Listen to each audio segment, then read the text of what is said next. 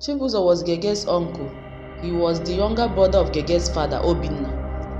Growing up, Chibuzo and Obinna were very close. They played together, shared their toys, and even went to the same school. But as they grew older, life took them on a different path. Obinna, Gege's father, found his way through hard work and faith. He got married, had a loving family, and served as the choir master in the church. He had a job that he enjoyed, and though he wasn't rich, he was happy. Obinna trusted in God and believed that love and kindness will lead to a good life. Chibuzo, on the other hand, faced many struggles. He learned carpentry and became a carpenter, but his business was not doing well. No matter how hard he worked, he didn't earn much. He started feeling sad and angry, wondering why things were so hard for him. Sometimes he thought that life was unfair. When Chibuzo saw Obinna's family doing well, especially Gege, he felt even worse. He saw how Gege was always happy, studying hard, and getting high marks in school. She was doing so well that people in the village admire her. They would say, "Gege is so bright and good-hearted. She's making her parents proud." These words made Chibuzo feel a tinge of jealousy. Chibuzo began to think that Gege's success somehow made his own life harder. He would say to himself, "Why should she have it so easy? Why does she get everything without struggling? Why I have to suffer?" He started seeing Gege's success as a reminder of his own struggles and failures. It was as if in his mind, Gege's achievements were taken away from his own chances of happiness. One day, Chibuzo met a friend who claimed to know a special way to bring good luck and success. This friend spoke about black magic and powers that could control things and people. Chibuzo listened closely. He thought, maybe if I do this, I will feel better. Maybe I can make Gege struggle a little so she will understand what it's like to suffer. After a few days of thinking, Chibuzo made up his mind. He decided to use this dark magic on Gege, hoping it would affect her so that she would no longer shine as brightly.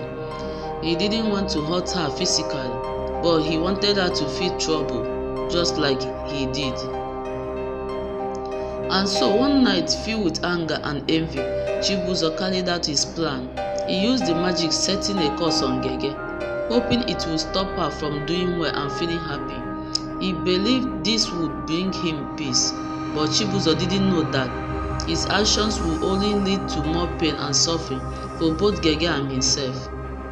After Chibuzo used the magic, strange things began to happen to Gege.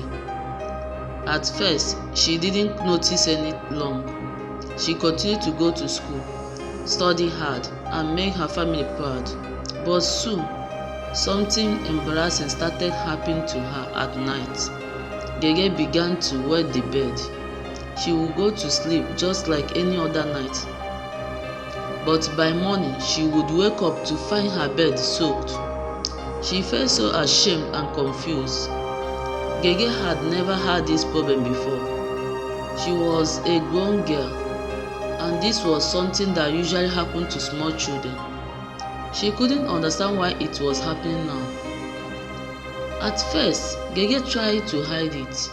She would quickly wash her sheet in secret, hoping her family wouldn't find out. But it happened again and again. No matter how hard she tried, she couldn't stop it. Every night, she would lie in bed, feeling scared and worried. She even started staying awake longer, trying not to fall asleep. But as soon as she drifted up, the same thing would happen. Gege's mother, Nena, soon noticed that something was wrong. She saw Gege looking tired and sad, with a dark circle under her eyes from not sleeping well. One morning, she gently asked, "Gege, my child, is everything okay? You don't seem as happy as you before." Gege felt tears fill her eyes. She was so embarrassed, but she trusted her mother. She whispered, "Mama, I don't know what's happening. Every night I wet the bed. I don't mean to, but it just happened. I feel so ashamed." Nnenna hugged her daughter tightly. "Oh, my dear, don't be ashamed. We will pray together and ask God for help.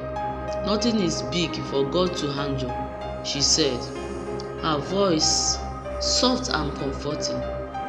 Gege's parents tried everything they could think of to help her. They took her to a doctor, but the doctor couldn't find anything wrong with her. They tried giving her less water before bed, and they prayed every night, asking God to stop this strange problem, but still, nothing changed. Gege continued to wet the bed night after night. Soon, the problem began to affect other parts of her life. She was afraid to go to sleep, even if she was very tired. When she visited her mother's sister's house, she couldn't enjoy herself because she was too worried about what would happen if she fell asleep. She felt alone, embarrassed, and very sad. At school, Gege found it hard to concentrate. Her grades began to drop, and she no longer took the first position in her class. Her friends noticed the change in her, and some of them even teased her. "What's wrong, Gege? You used to be so smart," they would say, not knowing how much their words hurt her. The bright, happy Gege that everyone knew was slowly fading away. Gege started to feel like she couldn't escape the problem.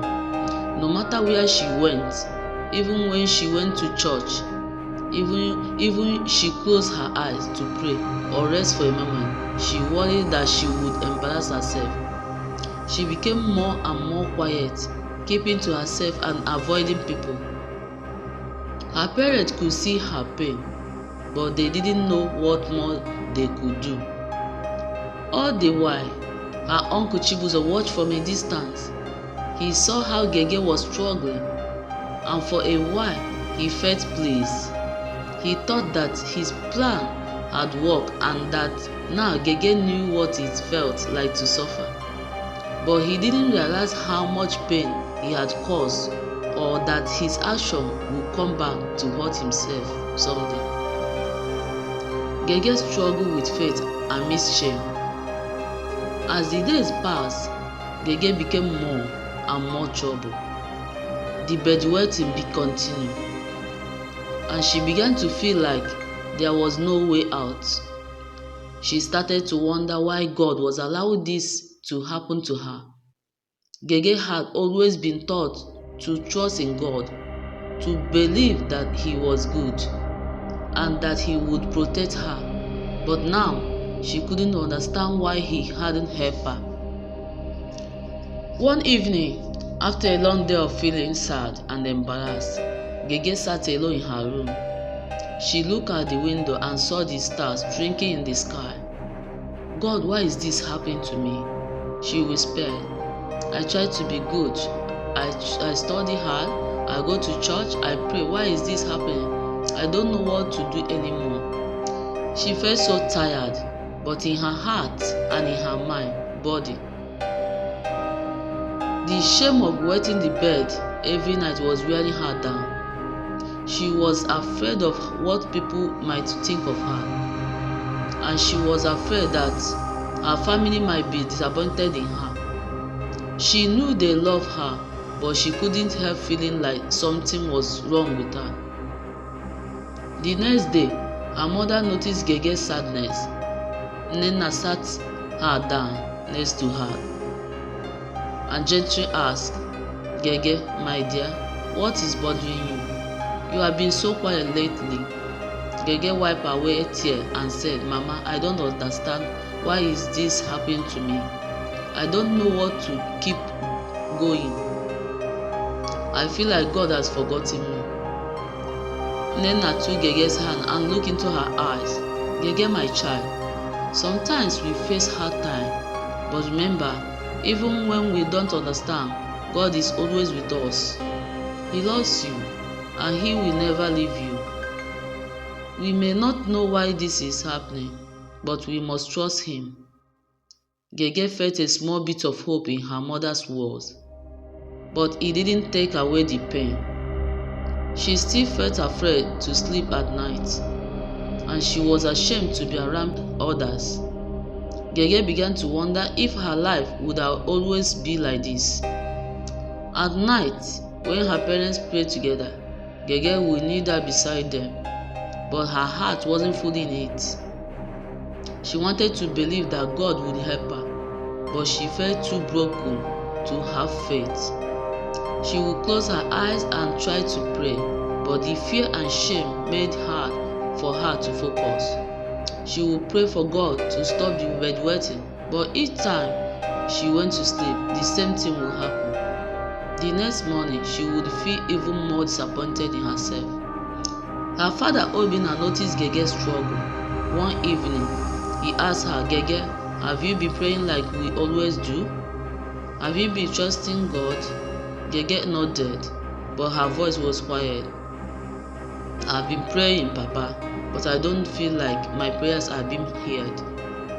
Obinna knelt down beside her and put his hand on her shoulder. "Gege, God loves you more than anyone else can. Just because things aren't getting better right away doesn't mean He is not listening. We must trust Him even when it is hard. Sometimes God lets us go through difficult things to make us stronger, but He is with us every step of the way." Gege looked into her father's eyes, trying to hold back tears. She wanted to believe him. She wanted to believe that God hadn't forgotten her, but it was hard. Every night she was scared, every day she was ashamed, and no matter how much she prayed, nothing changed. But even in her pain, Gege knew that she couldn't give up. She had learned from her parents that faith was not just about feeling good when things were easy. It was about trusting God even when things were difficult. Gege wasn't sure how things would get better, but she decided to keep praying. She decided to keep trusting. Despite this struggle Gege faced, life moved on. One day, a kind young man named Sukutu came into her life. He was the son of a well-respected family in the village, and he had known Gege for a while. He admired her from afar and always thought she was a beautiful girl, intelligent and hard-working young woman. He saw how strong Gege was even when she faced difficulties, and he respected her faith. Sukutu began to visit Gege's house more often. At first, they would talk about simple things like school, church, and the community. Gege felt nervous at first, unsure of how to act because of her struggle with bedwetting.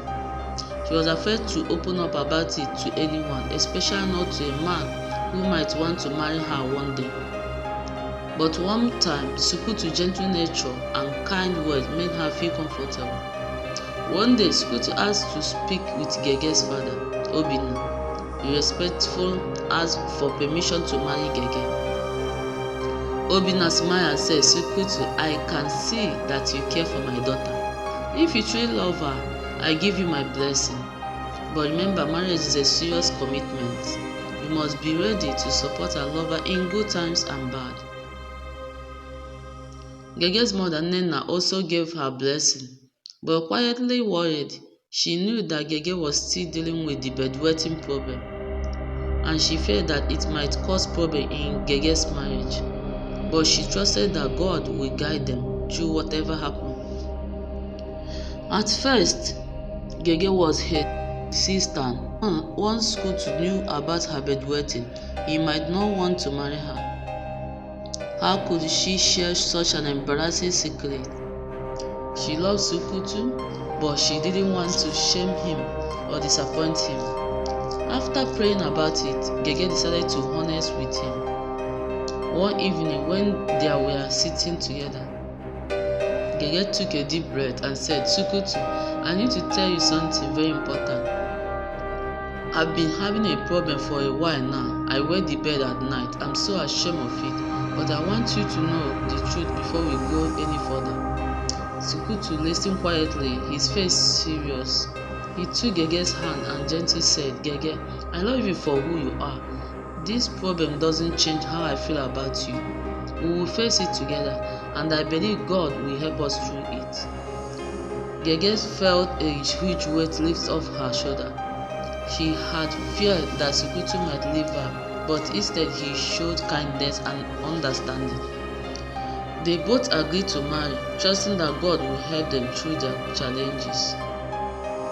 The wedding day arrived, and the whole village celebrated them. Gege wore a beautiful dress, and her parents were so proud of her. Sikutu looked handsome in his suit, and his family was happy to see him marrying such a lovely woman. Gege was filled with joy and fear. She hoped that everything would go well, but she couldn't stop worrying about the night ahead.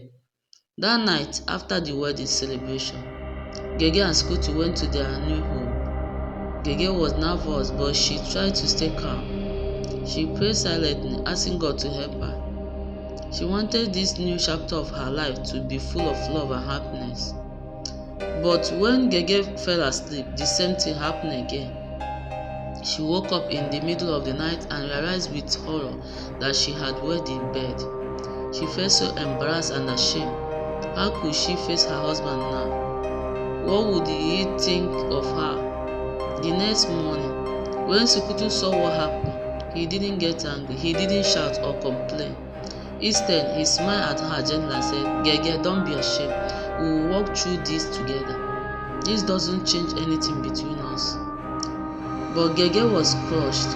She thought that maybe Sikutu would change his mind, that he would think less of her. She didn't want this problem to destroy their marriage, but it felt like it was already doing that. Sikutu family noticed that something was wrong. They could see that Gege was acting different, and they began to ask questions. One day, someone in the family asked, "Is this what happens every night? Does a child sleep in your bed?" This word hurt Gege deeply. She felt like her secret was out, and now everyone knew.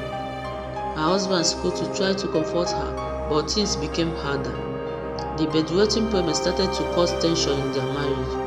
Sikutu family became more distant, and they started to question if Gege was truly ready to be a wife.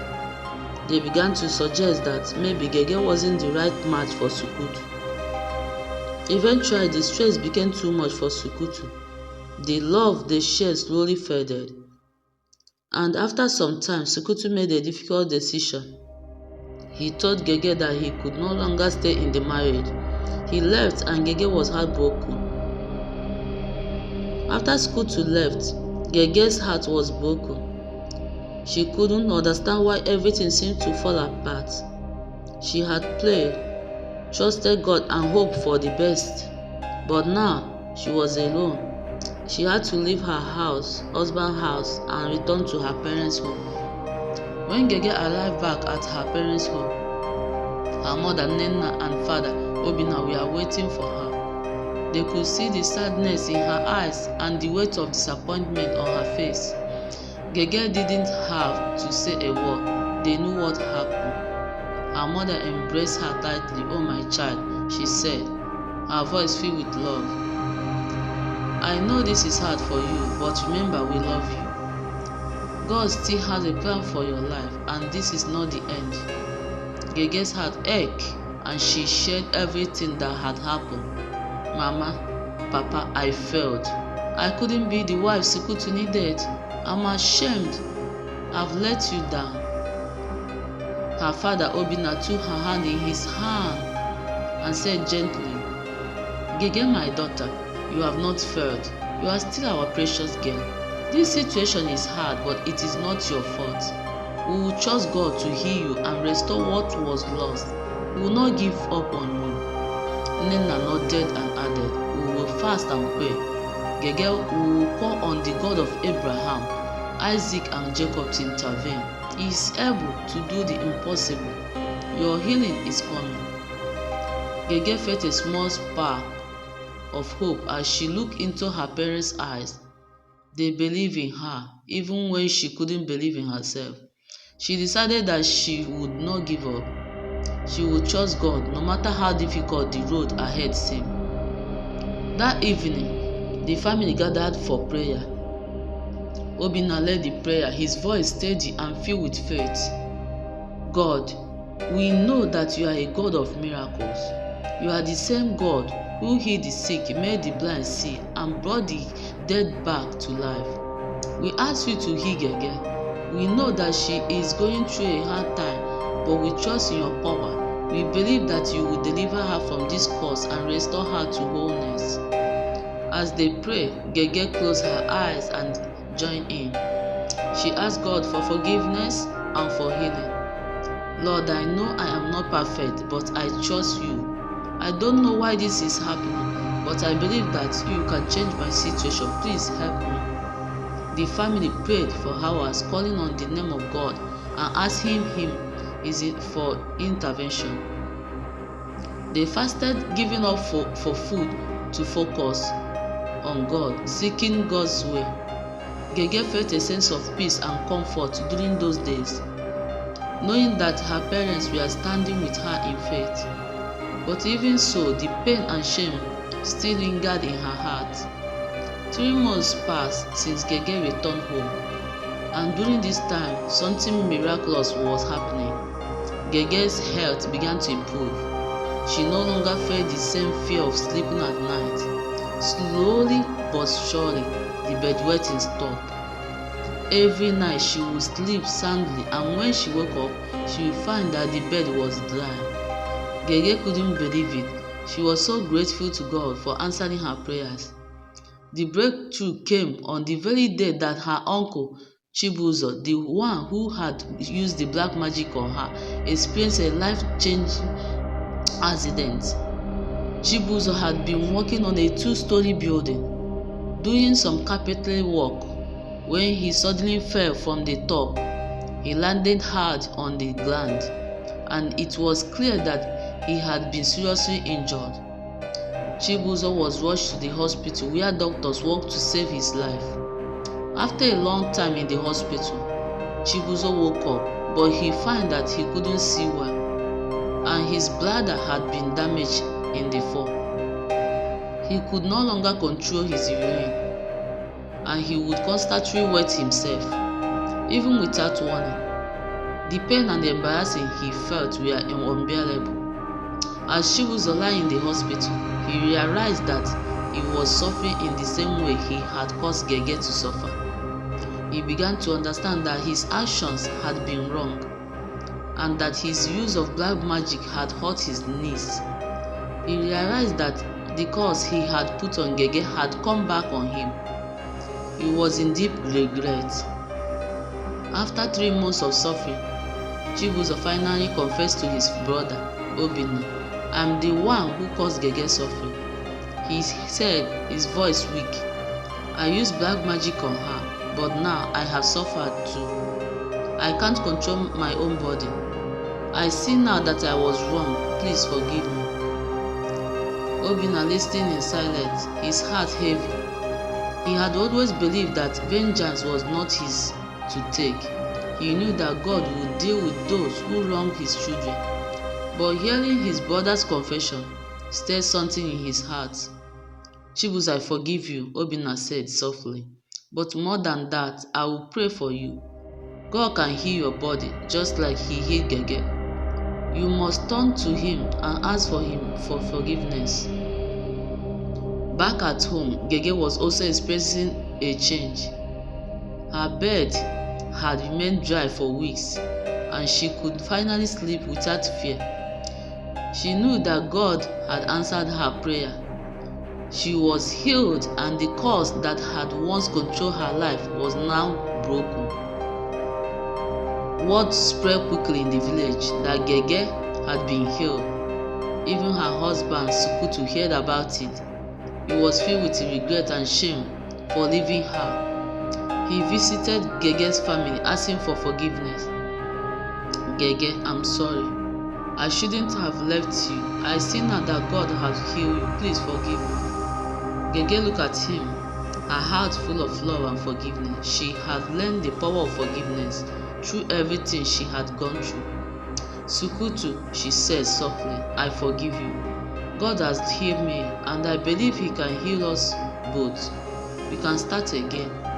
Gege's healing was not just physical, it was a healing of her heart. She learned that faith, forgiveness, and prayer could overcome even the hardest challenges. And in the end, Gege became a living testimony of God's love and power. The day Gege was completely healed marked the beginning of her new chapter in life. She no longer feared sleeping at night, and the shame that had once weighed her down was replaced with a renewed sense of peace and joy. Her heart was lighter, and her faith was stronger than ever before. God had truly worked a miracle in her life, and she could feel His presence with her in every moment. Gege's story of healing spread throughout the village.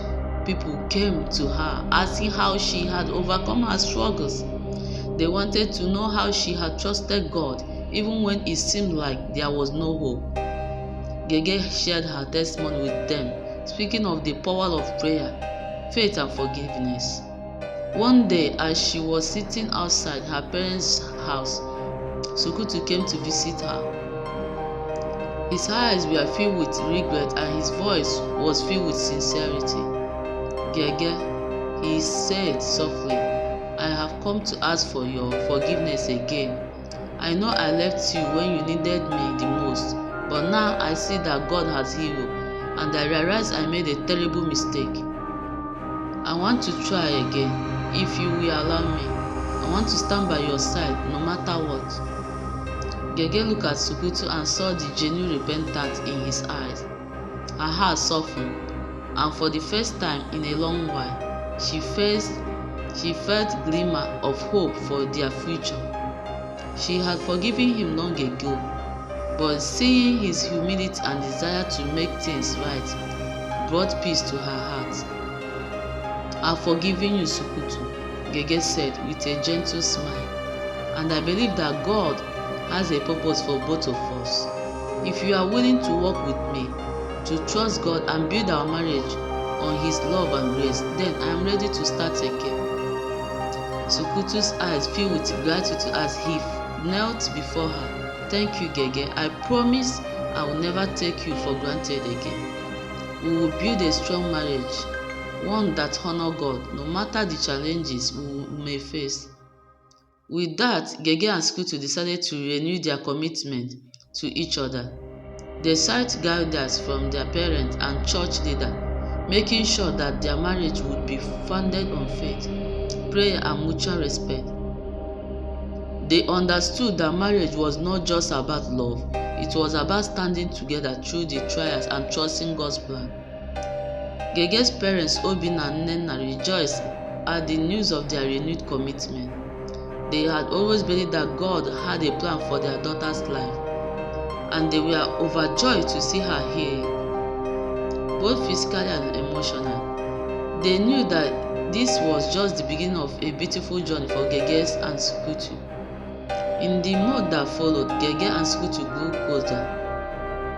They learned how to communicate openly and honestly with each other, and they made prayer a daily part of their lives. Every morning they would pray together, asking God for wisdom, strength, and guidance. Every night they would give thanks for the blessing they had received. Soon, Gege's faith began to inspire others. Women in the village came to her for counsel and encouragement, and she began to speak at women's gathering, sharing her story of faith, healing, and forgiveness. Gege had always been a bright light in her community, but now she was shining even brighter, a living testimony of God's power to restore and heal. Gege and Sukutu also began to volunteer together in their church, helping with community outreach and serving those in need. They realized that their healing was not just for them, but for others as well. They wanted to be a blessing to those around them and to show the love of God through their actions. Over time, Gege became known as a woman of great faith and wisdom. Her story inspired others to trust in God, even when they faced difficulties that seemed impossible to overcome. Gege knew that her journey had not been easy, but she also knew that it had shaped her into the woman she was today, a woman of strength, grace, and unwavering faith. Years passed, and Gege and Sukutu marriage grew stronger. They were blessed with children, and Gege made sure to teach them the values of faith, forgiveness, and perseverance. She reminded them that no matter what challenges they faced, God was always with them, ready to heal and restore. One day, as Gege sat with her children by the fire, she looked up at the sky, her heart full of gratitude. She had come a long way from the days of shame and fear. Now she was a woman of peace and joy, living in the full of God's love. Remember, my children, Gege said with a smile, God is always with you, even in your darkest moments. Trust in Him and He will make a way where there seems to be no way. Gege's journey had been difficult, but it had always filled with moments of grace and redemption. She had learned that faith is not just about believing in the God's time, but trusting God in difficulties, times, and well, her story was one of faith, healing, and hope. A reminder that no matter how hard life gets, God's love is greater, and His power to heal is limitless.